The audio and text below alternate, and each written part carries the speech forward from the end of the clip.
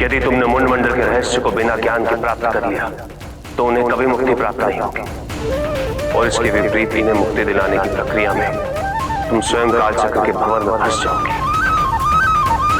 तुम्हें फिर से जन्म लेना होगा पार्वती, और पुनः उन घटनाओं का पूर्ण आगमन होगा।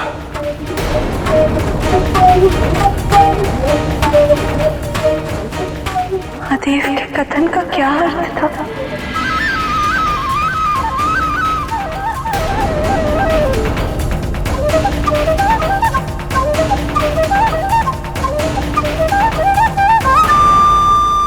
माता,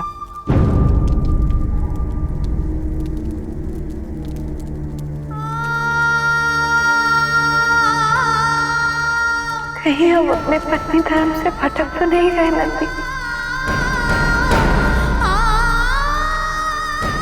निसंदेह हमने उन्हें बहुत दुख पहुंचाया है नंदी।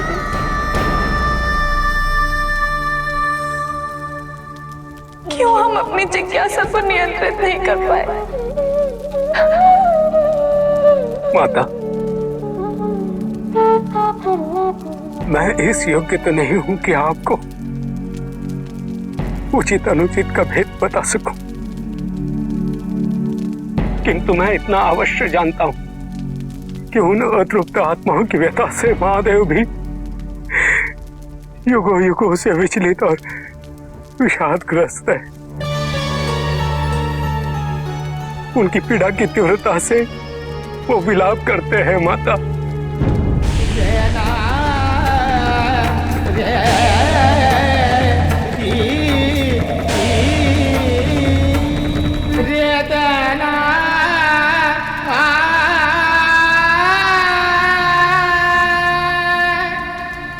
मुंडमालाओं का रहस्य महादेव के जीवन का वो अंग है जिसे वो किसी के साथ बांटना नहीं चाहते,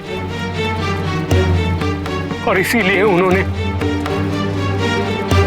उस जगह पर सबका प्रवेश वर्जित किया है माता।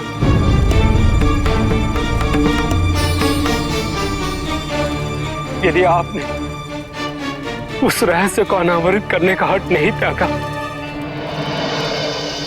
तो महादेव की व्यथा और बढ़ेगी माता।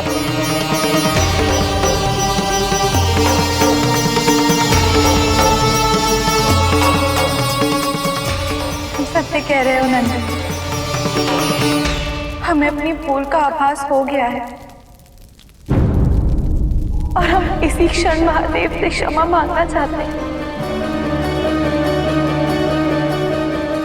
और उन्हें आश्वस्त कराना चाहते हैं कि हम ऐसी भूल कभी नहीं करेंगे।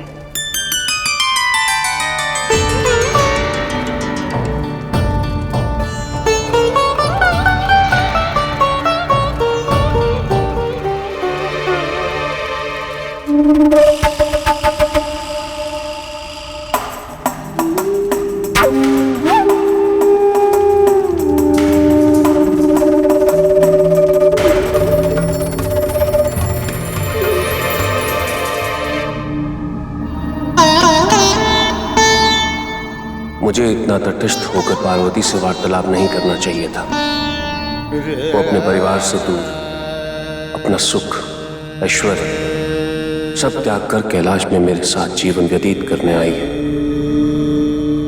और यहाँ मेरे सिवाय उसको समझने वाला है भी कौन? इसकी जिज्ञासा स्वाभाविक थी।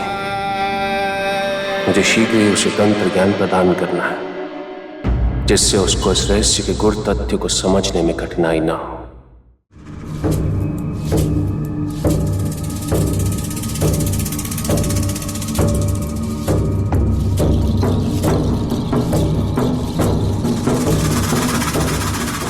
हमें क्षमा कर दें स्वामी,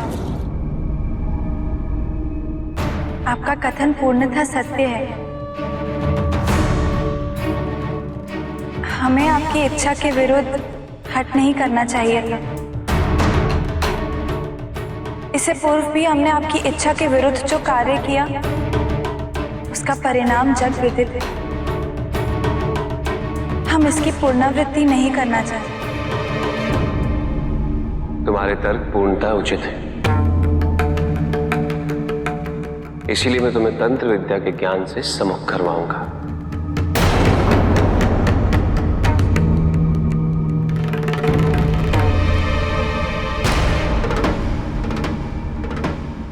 तंत्र ज्ञान।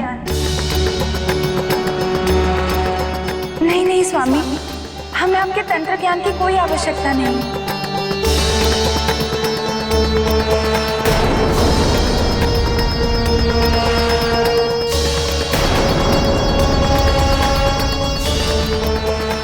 हमारे लिए तो आपका प्रेम और आपकी संगत ही पर्याप्त है।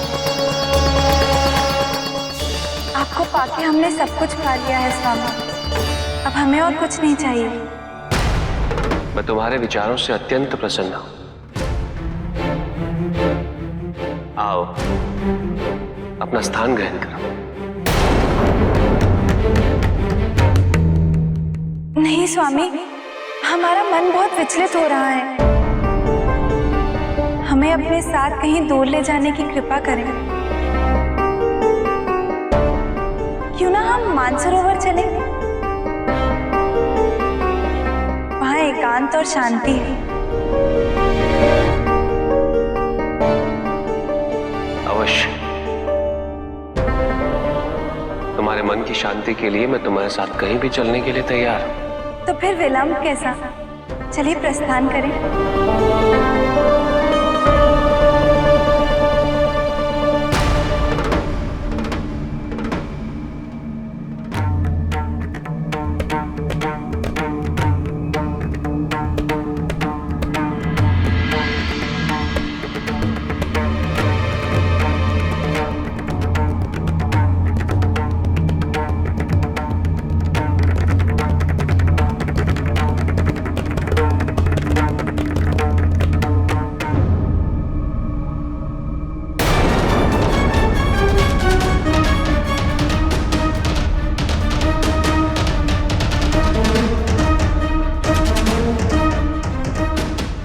चले गए स्वामी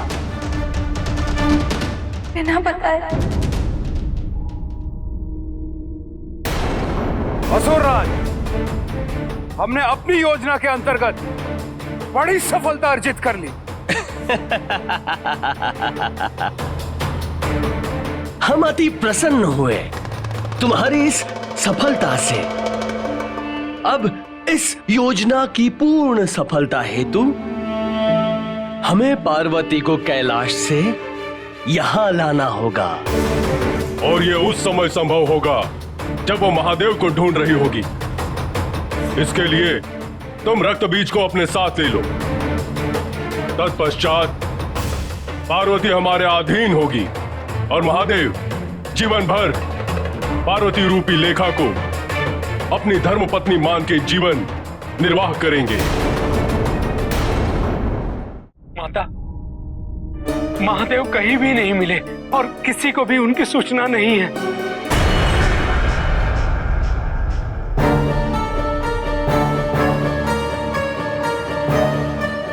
कदाचित हमने ही उन्हें इतना व्यथित कर दिया था कि वो हमसे रुष्ट होकर बिना बताए। दोष हमारा ही है।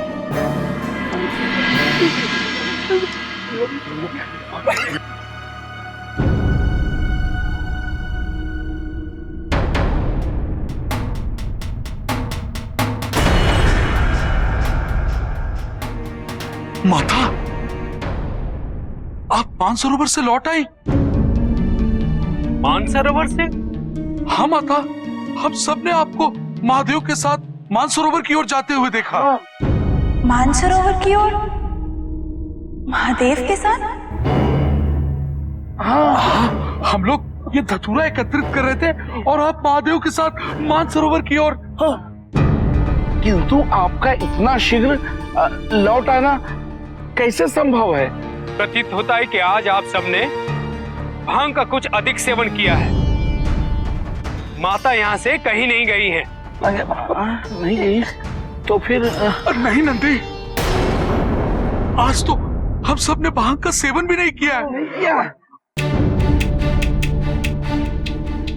हम सब पर विश्वास कीजिए माता। हम सब ने आपको महादेव के साथ मानसरोवर की ओर जाते हुए देखा है। हाँ, हमने देखा।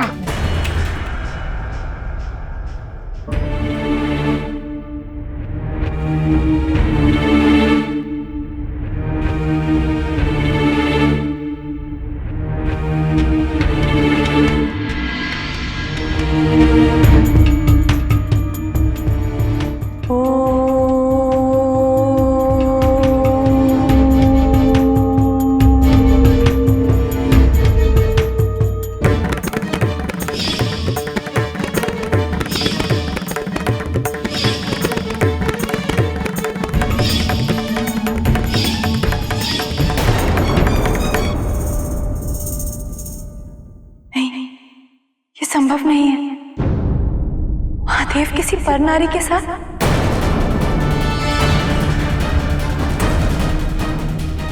जो कि पूर्णतः हमारा प्रतिरूप है।